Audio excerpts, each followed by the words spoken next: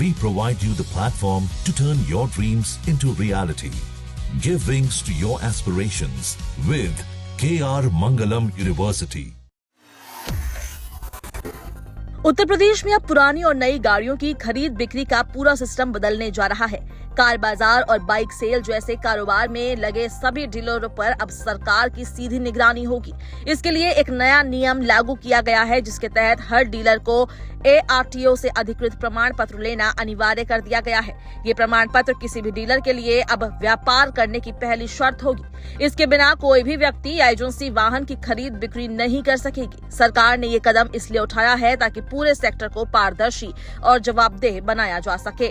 इस प्रमाण पत्र की वैधता 5 साल तक होगी, यानी एक बार रजिस्ट्रेशन कराने के बाद डीलर को बार बार प्रक्रिया से नहीं गुजरना पड़ेगा। राष्ट्रीय सूचना विज्ञान केंद्र लखनऊ ने इसके लिए एक डिजिटल सिस्टम तैयार किया है, जिसे जल्द ही वाहन पोर्टल से जोड़ा जाएगा।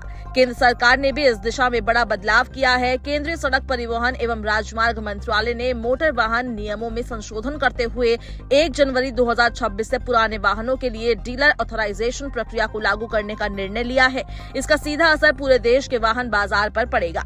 उत्तर प्रदेश परिवहन विभाग ने इस बदलाव को लागू करने के लिए विस्तृत SOP यानी कि स्टैंडर्ड ऑपरेटिंग प्रोसीजर जारी कर दी है। इसमें साफ बताया गया है कि अब हर डीलर की जिम्मेदारी तय होगी और सभी लेन देन पोर्टल पर दर्ज किए जाएंगे। नई व्यवस्था पूरी तरह डिजिटल होगी, यानी डीलर को ऑनलाइन आवेदन करना होगा और ARTO द्वारा जांच के बाद ही प्रमाण पत्र जारी किया जाएगा। ये प्रक्रिया नए वाहनों के डीलरों के नियमों के समान ही रखी गई है, ताकि सभी के लिए एक समान व्यवस्था लागू हो सके। अब तक वाहन बाजार में कई जगह बिना रजिस्ट्रेशन के गाड़ियों की खरीद बिक्री होती थी। इससे कई बार समस्या ये आती थी कि वाहन किसके नाम पर है और उसकी जिम्मेदारी किसकी है, ये स्पष्ट नहीं हो पाता था, खासकर दुर्घटना की स्थिति में। नई व्यवस्था से ये समस्या काफी हद तक खत्म हो जाएगी। अब जब भी कोई वाहन किसी डीलर के माध्यम से बेचा जाएगा तो उसकी पूरी जानकारी पोर्टल पर दर्ज होगी। इससे न सिर्फ पारदर्शिता बढ़ेगी, बल्कि वाहन की कानूनी जिम्मेदारी भी स्पष्ट हो सकेगी। इसके साथ ही सरकार को टैक्स और GST चोरी पर भी नियंत्रण पाने में मदद मिलेगी, क्योंकि अब हर ट्रांजैक्शन डिजिटल रिकॉर्ड में दर्ज होगा